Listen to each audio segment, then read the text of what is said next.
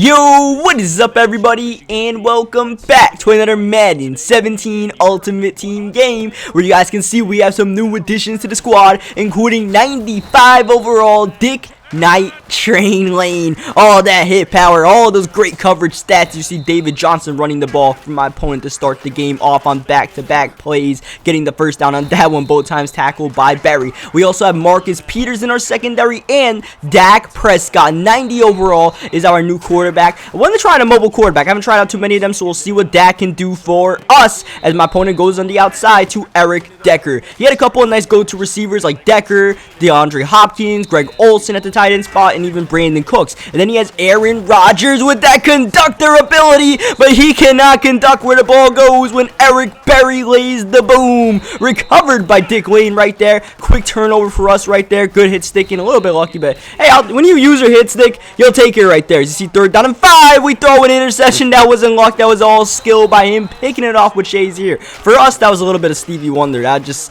sat on that one receiver and threw it straight at him. Well, not through, I did throw it straight at him. I didn't find him as Derrick Henry breaks off the big one and almost all the way for a touchdown. Von Miller saves a potential big time run right there, and instead he's at the 32-yard line near the end of the first quarter. Across the body right there. That was a dangerous pass in coverage. 3rd down and 9 comes up after that, and he finds his man DeAndre, but it is broken up. And we had those hard-hitting guys like Night Train Lane and Cam Chancellor in our secondary to break up passes like that. We have Mel Blount as well. I like having that hit power in the secondary because sometimes it kind of bails you out. That was a good read right there. We were just able to, jar that ball loose. First down, middle of the field, and intercepted again. This time, Dale Buchanan. He's using whatever middle linebacker he wants and taking whatever pass he wants from us as he throws for the end zone, and it is broken up. I believe that was Cooks going up with it. 2nd down and 10, middle of the field, and he cannot make these catches in traffic right now. 3rd down, we make the catch with Eric Berry. He's getting all these user picks. I gotta get one myself. I gotta get involved in the action. That was a big time play because he was in field goal range to make it a 6-0 game. Instead, 2nd down and 11. Dak Prescott, there he goes. Number 4, the rookie for the Cowboys. You don't see it too often because he doesn't need to, but he definitely has that speed. He can definitely lead the pocket and make something happen. You guys saw it right there as we throw the screen pass to Brandon Cooks. Back-to-back first downs. He took a hit for it, but we moved the ball to the 24-yard line. Good rebound after a very sloppy start. 2 interceptions. 2nd and 7. Trying to dump it down to Graham, but he's not able to hang on to it. Even if he did, it would not really matter. 3rd down and 7. Off the edge, it's Marcus Peters. That was just great edge pressure there by him. He didn't send it once the whole game as we set up for the field goal on 4th and long. So I wasn't expecting it at all. I was just like, all right, let's see what's going on here. Next thing you know, I'm on my backside. So we end up selling for back-to-back field goals, and both teams starting to score points as he's trying to run the ball with Derrick Henry. He subbed out David Johnson after a while and was mainly running with Henry, and we're doing a good job of taking that away from him as we get the beautiful interception. This man put his hands in the cookie jar and paid for it. Now, sometimes you just can't blame someone for plays like that. That was just a good play by us as we fumble the ball, and it's picked up by Clowney. Clowney with the speed, the 20, the 10, and the game's first touchdown to break the tie with 52 seconds left before half. Game changer right there as Graham gets rocked in the middle of the field by Tashawn Gibson. 2nd down and 10 with Prescott, middle of the field, and intercepted for a 3rd time. Rocky start, and good back-to-back plays by Tashawn Gibson right there. But yeah, that was just the big plays. Oh man, it's turnovers everywhere. You can't even finish a sentence without someone turning a ball over in this game. That went off someone's foot and into Cam Chancellor's hands as Prescott. Looked like we went throwing an interception right there. We are unsettled in the pocket right now, making bad reads, not getting time, and just, worrying about edge pressure. 3rd down, just going to run the ball right before halftime. And knowing that we're not really going to get anything out of it, just run the ball with Zeke, and we're going to punt the ball right here. He does have a chance to return it with Brandon Cooks. Going to try to cut it back outside, but isn't really able to. And we go into halftime, we get the ball and a chance to tie the game up here, but that's a hard task considering how poor our offense has been. 2nd down and 8, passing once again, getting away from the run game and also getting away from AJ Green, who drops the open pass. 3rd down and 8, Prescott standing pressured, and down he goes. Muhammad Wilkerson this time taking him down, and at our own 23-yard line, we are going for an interesting decision, and it doesn't pay off. Intended for AJ Green, but it doesn't even get close. It's swatted away, and a turnover, and he gets the ball in great field position with Johnson, but a great tackle by Von Miller to not allow him to get any extra yards. 3rd down and 8. That is Aaron Rodgers throwing to Derrick Henry, who got rocked by Mel Blount, and he's calling hurry up. He doesn't want the 2-possession lead. He wants more than that. 4th and 5 with Rodgers. Time, but who's open? No one, and down he goes. Michael Strahan, turnover on downs. And like I said, that was just a very interesting decision by him because we have been struggling so bad on offense. Points are just, both of us have been. That points are so valuable in this game as we are able to take off with the first down right there with Dak Prescott for getting big hit. And, you know, I think in that situation, I might have taken the field goal right there. But he thought he could do more, get a straight-up dagger as he switches on the screen pass and is able to knock that ball away. 3rd down and 8. Once again, continuously passing the ball and getting nowhere with it. That's an incomplete pass. 4th down and 8. We are going for that our own 43-yard line late in the 3rd quarter. If there's a time to convert, now is that time. And it's in and out of the hands of Cooks in traffic. Incomplete. And he gets the ball right back close to field goal range. You gotta think if he has a chance, he will go for that field goal. A 2nd down and 10. End of the 3rd quarter. The game's final play of the 3rd quarter. Rodgers can't leave the pocket, and instead he's taken down by Strahan again. It looks like that quarterback run glitch got to him. 3rd down and 17.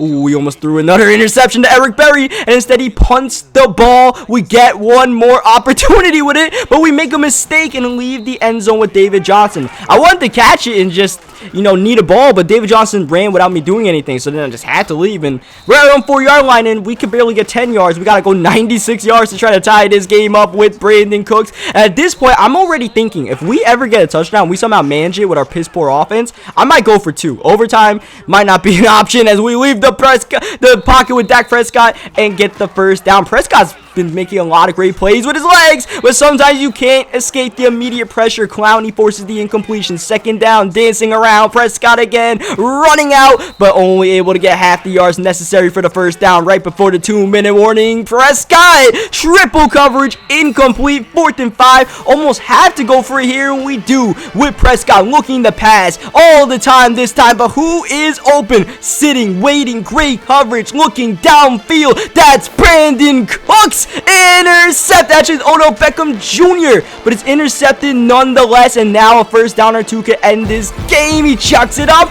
going for it all, and my screen actually went black there, right there. I had no idea what happened. It came back like 5 seconds later, and it's 2nd down and 10, so I'm assuming Cam Chancellor broke that one up as Derrick Henry runs and goes nowhere. Defense needs to make a stand right here. We do not call our timeout yet. 3rd down and 11. Motion the receiver, and down goes Rodgers. Levante David keeps our game alive for one more drive. Brandon Cooks on the punt return with space. 93 speed, taking it to the 43-yard line. Do we deserve to have one more chance at this? I don't know, because the defense is playing great, the offense not so much. Nonetheless, I relish the opportunity. 52 seconds left, 2 timeouts. Let's make something happen. 2nd down and 2. Prescott stepping up and just gonna throw that one away. Didn't like what I saw right there. 3rd down. Obviously need to get a first down before we focus on getting the touchdown, so we're gonna do just that to Odell Beckham Jr. He gets tackled inbounds. We do not call the timeout. Instead, we call hurry up, trying to get everybody back to the line as quick as possible. Eventually, we're going to have to take a shot downfield, something we have not really done so far yet this game. The clock ticks. 28 seconds. Prescott with the ball, with time, looking downfield for Cooks, and he's got it!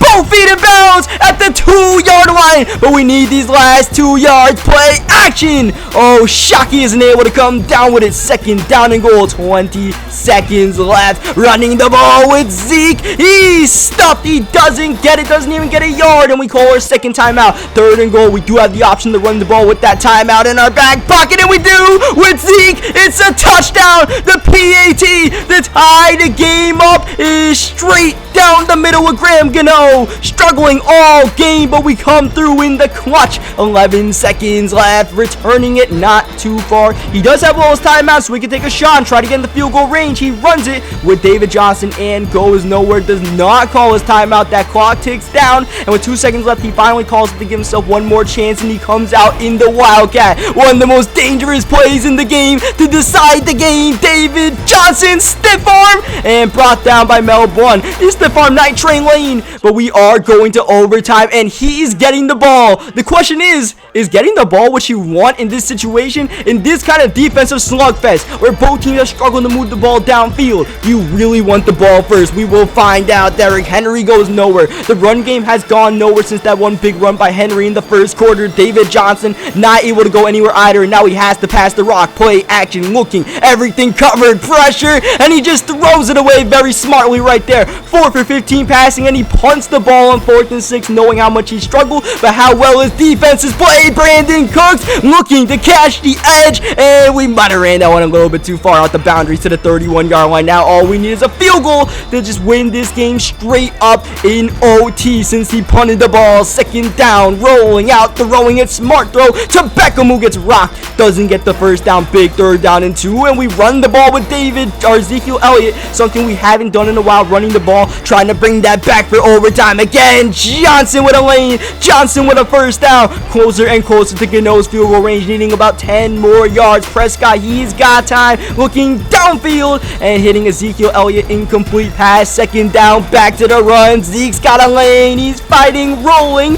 and he gets the 1st down, and this is borderline field goal range to try to win the game. Ezekiel Elliott gets a couple extra yards. We're pretty close right now. I want to try to get one more 1st down, and then we'll probably try to get that field goal as we get hit once again. Not much time in the pocket. 3rd down and 5. Just gonna try to get 1 or 2 extra yards with Zeke, but he fumbles it. Picked up by Wilkerson. A chance to win the game on the return, but he is tackled by Prescott. Oh man, we were setting up to kick it instead. Now here he is. He needs a field goal. He gets big hit right there by Berry once again. Near the end of the 1st overtime, we're nearing double OT. Tipped and caught. Mel Blunt, open space. He's gone. This is the game.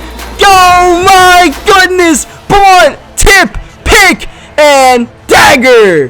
What a game. What a defensive showcase. And very fittingly ends on a pick 6 by Mel Blunt. You know, I thought about not even keeping Mel Blunt on the team or getting some new corners, but I like the way he played the run. I was like, let's just keep him in the slot and see what happens. And man, I'm glad we didn't get rid of that man, because he just got us the game winner. It really sucked that we almost lost on that fumble by Zeke, but hey, defense bailed us out as they usually do. I'm not afraid to admit it, man. I'm not the greatest on offense, but our defense usually does the trick. Leave a like on the video if you guys enjoyed it. Good game to my opponent. He played some great defense throughout, and you know, it's just a hard-fought game. Subscribe for more Madden 17 gameplays and all that good stuff, and I'll catch you guys next time.